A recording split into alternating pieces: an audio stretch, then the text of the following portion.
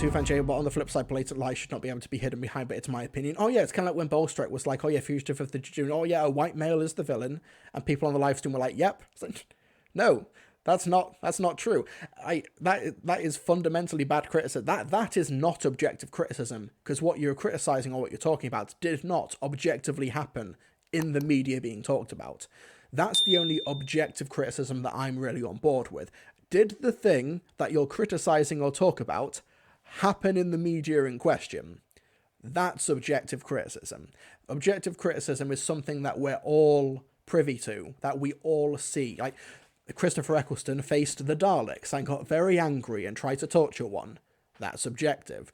Whether or not you think that the Ninth Doctor was right for doing so, whether or not you're able to empathise with the position or not, that's the subjective part. Defrost the Robot 77, there's some objective lines clearly.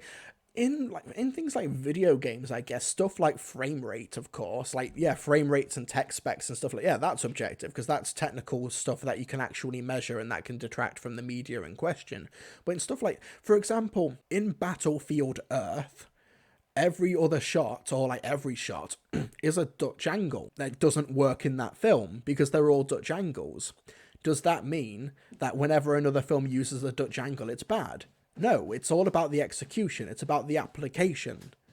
You know, it's about the media in question, okay? You can't just, like, it's not cut and dry. I also think that if you complain about plot armor for bad aim, but you are exclusively only talking about examples within the Jodie Whittaker era, that says more about your criticism and your priorities than it does about the media that you're criticizing. Beef Business says there are, of course, some things you can evaluate more or less objectively, like internal consistency, how much of that matters to you is subjectivity. Oh, yeah, like, for example, okay, here's another example. Let's say for one thing that you could maybe consider to be an objective criticism is that you've got two characters talking. This is way away from the Christopher Eccleston discussion now. This is broader media stuff now. But you're in an office space. The scene is set in an office space. You've got two people talking to each other, and it's a shot reverse shot. And behind character A's, like, shoulder in the background, is a shelf with some flowers on top. Okay, like a vase of flowers. Okay. Cuts to the other person talking, cuts back, and then the flowers are gone. Okay, that's kind of an objective issue, because that's a continuity problem. Okay, that's stuff you kind of can pick up of. But if you're like 1 out of 10, worst story ever, the vase disappeared, I think that's really dumb. I think that's really, really dumb, even if you are objectively correct in that assessment.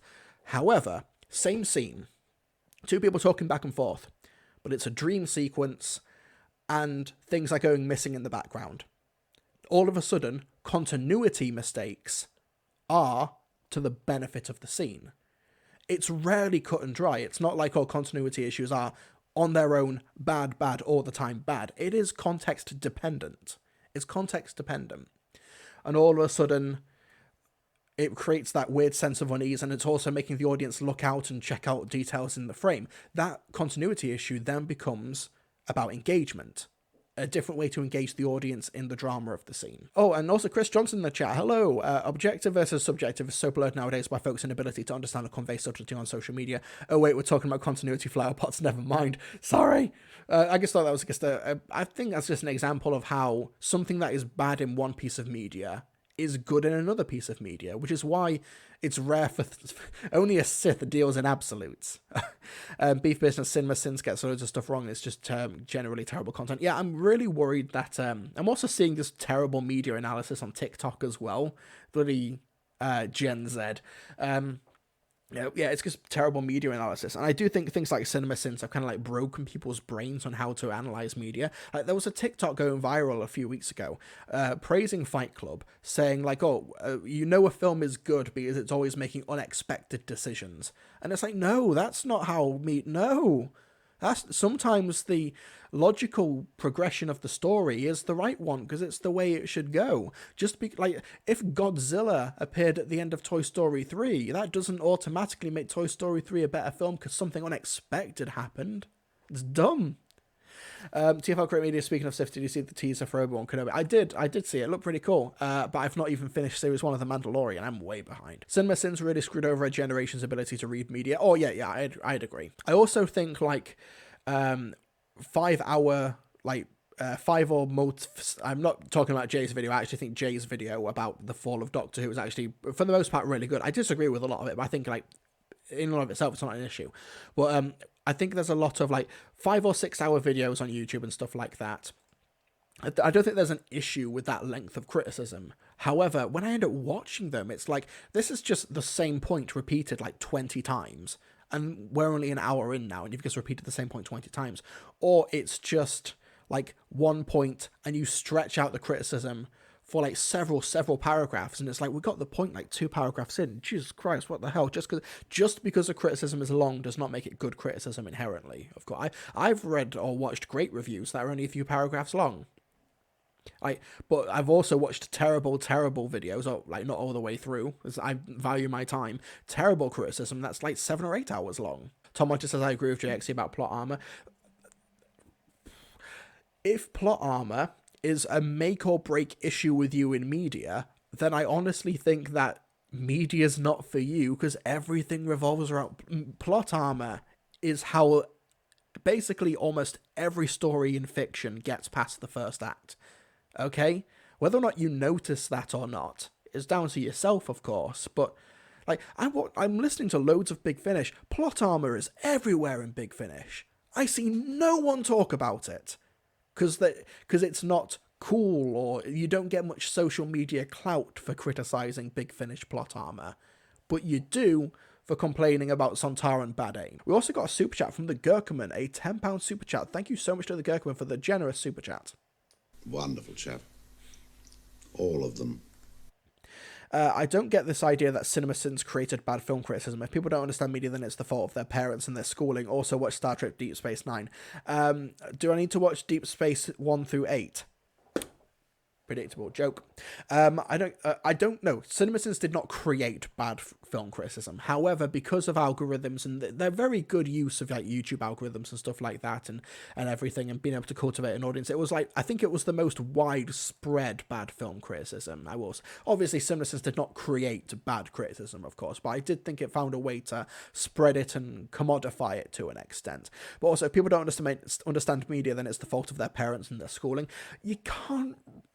I wouldn't go that far. Like, I don't think there's a way for basically, it's all about growing into yourself as a person, understanding that media is created by people, and also acknowledging that sometimes films are going to be from perspectives that are not necessarily of your own. There's a great piece actually right now we've had a friend of the live stream, Darren Mooney, who's done a great article based on the reaction to Turning Red, the new Pixar film about a 12 or 13-year-old Chinese girl who lives in Toronto, and she becomes a panda, a big red panda, when she's experiencing heightened emotions.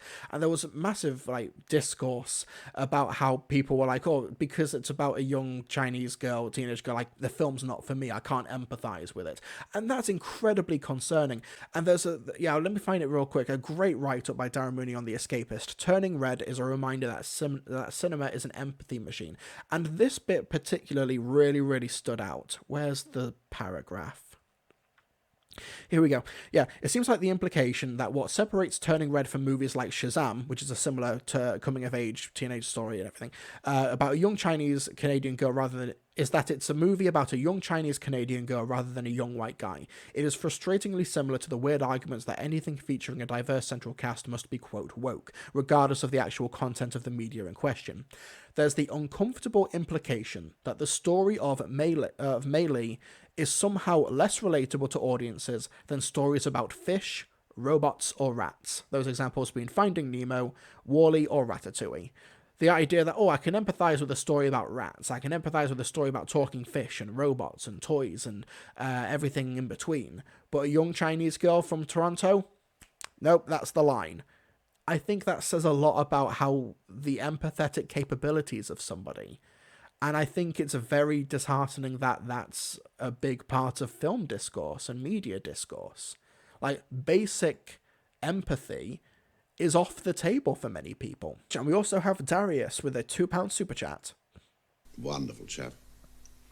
All of them.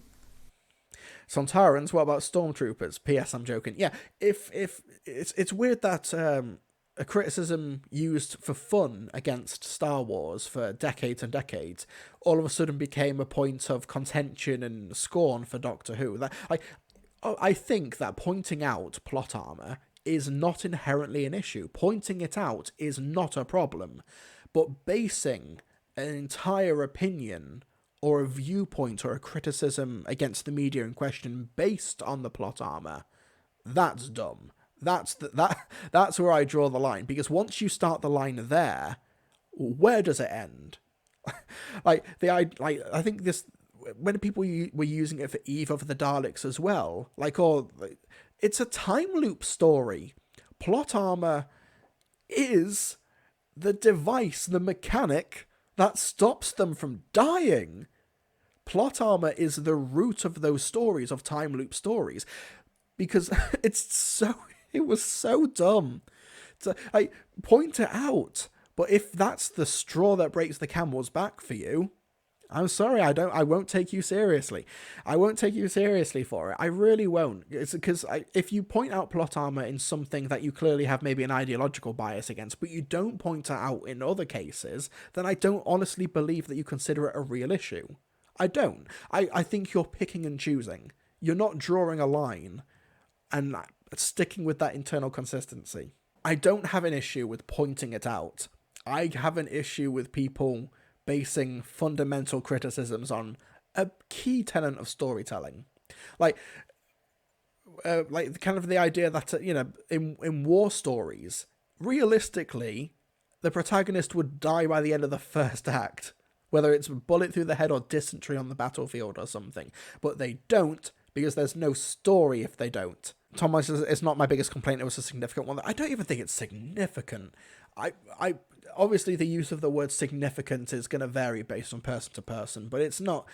I can't imagine.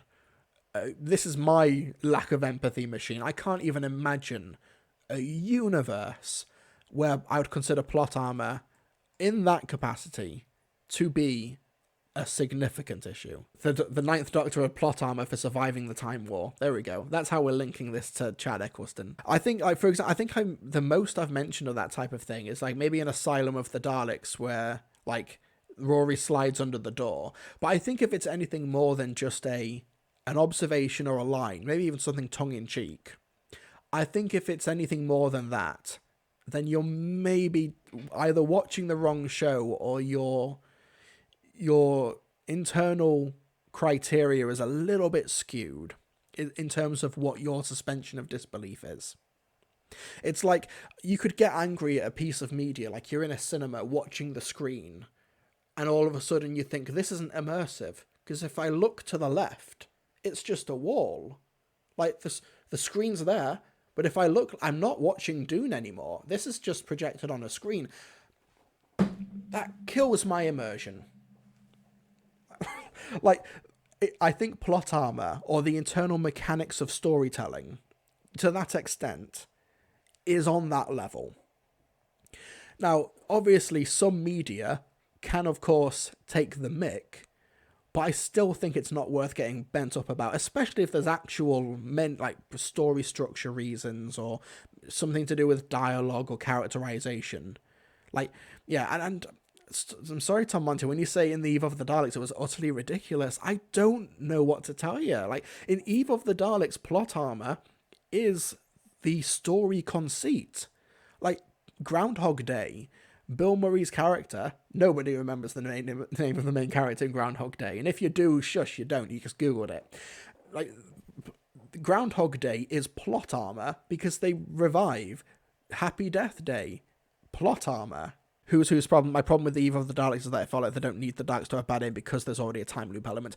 I still don't agree with that criticism, because the only moments that I've watched the episode 5 times, I've seen the clips that people have been posting. It's 2 scenes. It's 2 scenes, 2 moments in a story where the main cast are killed 9 times, or maybe 8 times. Either way, that's an 80-ish% success rate. You don't claim bad Dalek aim in a story where they hit their targets 80% of the time. I still don't agree with that, which is why It was so strange to see discourse on Eve of the Daleks of all stories. Eve of the Daleks of all stories to levy this criticism at. I think it was people who saw the, quote, discourse on War of the Sontarans. They saw that, and they thought, we want to make that happen again. We want to make that happen again. Defroster Robot 77, well, all the times they've missed, I've already said, it's like 2 scenes. It's like 2 times. Like, maybe 3. I've watched the episode like 5 times, and I've seen the clips that people are posting. They only have like 2 or 3. So, yeah, it was like, okay, we need... Defrost Robot 77, 80% seems too high. That's the math. That's objective criticism. That's the math. And Lee Harper says Eve of the Daleks was terrible. Here's the thing. It's not even a story I'm particularly enamored with or invested in. If I had to do like numbered scores, it would be like a 6 out of 10 tops. It's fine. But it's like, this is where so many people were willing to plant their flags. It was so strange. It was like, no, we need the artifice of objective criticism. We need the social media clout. Oh, plot armor was a thing in the discourse a month or 2 ago. Let's make that happen again. But for a story where it's obviously the worst instance of to criticize the plot armor of. Oh, the character survived getting killed by the Daleks 8 times. Plot armor. It was so dumb. It was so infuriating to see unfold. Defrost Robot 77, this feels like bad faith. Yeah, plot armor discussions for Eve of the Daleks, that was bad faith. Oh, that was bad faith. I know you were talking about me, but no, talking about saying that plot armor.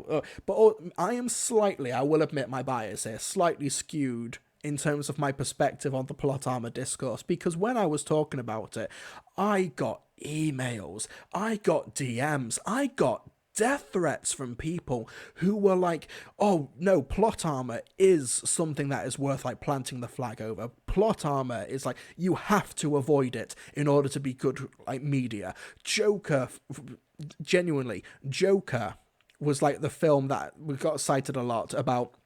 Joker has no plot armor, and that's like a cinematic masterpiece. Firstly, Joker absolutely has plot armor, because every film's got plot armor, but Joker definitely has plot armor. Like, for example, why did he not get stopped in the studio immediately after what he did at the end of the film? How did he survive the car crash at the end of the film? Plot armor. There we go. That's as valid, okay?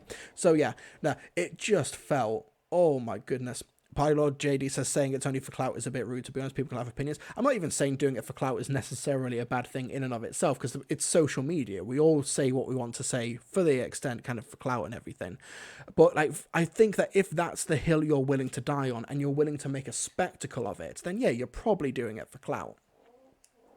And also, yeah, I think it's just, no, I think it's a very, very dumb to do it. Like, yeah, and like I said, I got so many emails, paragraphs and paragraphs of text telling me how terrible a person I was for not caring about plot armor. And oh my goodness, it was some of the worst stuff I've ever received for what is, in my perspective, the most milquetoast of media observations. Oh my goodness.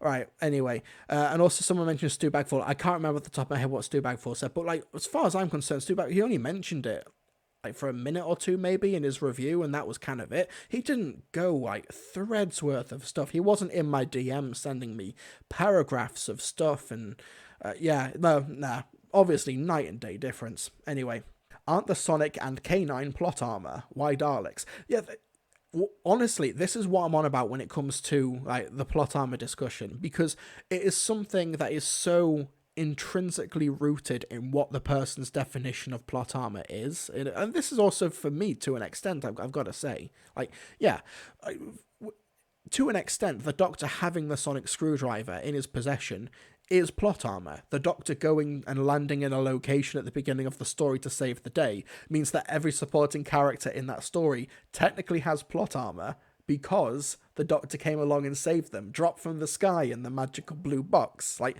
it's, yeah, once you open the floodgates for plot armor discussion, everything in media is hypothetically on the table, which is why I'm so annoyed at the discussion. It's why I'm so annoyed at the discussion. And it's the fact that it's just happening It was happening in stories that didn't even remotely qualify for it. When I'm watching media all the time and listening to media all the time and seeing the instances of plot armor and thinking, you know, if people on Twitter cared about like talking about this stuff, they'd get angry at this. Matt King, regeneration is plot armor. Yeah, it is. Like, it's just fiction. It's fiction. Like, sometimes these mechanics exist in fiction to continue the story. It happens. Oh my goodness. Anyway, like honestly, if it's an issue for you, I don't know if I can help you. I'm not. We've already like gone way down there. I would rather that a piece of media move along with a quick explanation to not interrupt the flow, the pace of the story, the emotions being felt by the characters, moving to the next plot point if necessary.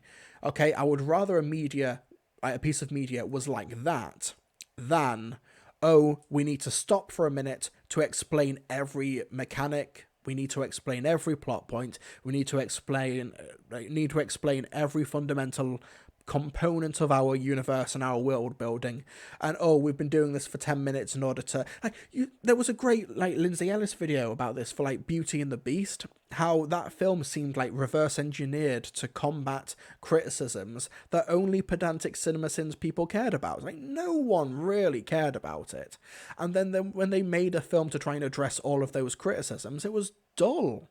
It was ripping the heart of the story. Defroster Robot 77, an explanation, that's not what either the Daleks had, though. We want justifications, that's all you need. The justification was that it was a Gatling weapon that maybe at a distance was a scattershot aim.